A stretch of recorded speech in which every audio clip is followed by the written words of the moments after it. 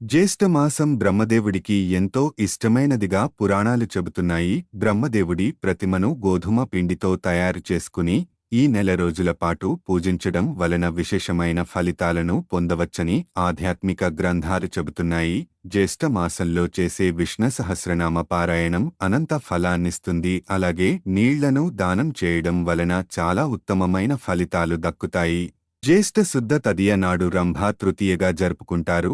ఈ రోజున ప్రత్యేకంగా పార్వతీదేవిని పూజించడమే కాదు, దానాలకు శుభకాలం. ముఖ్యంగా అన్నదానం చేయడం ఉత్తమం.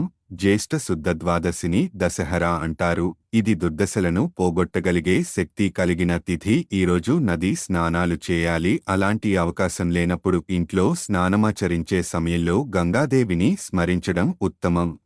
పూర్ణిమను మవహాజ్యేష్ఠి అంటారు. ఈ రోజున తిలలు దానం చేసిన వారికి ఆశ్వమేధయాగం చేసిన ఫలితం లభిస్తుంది.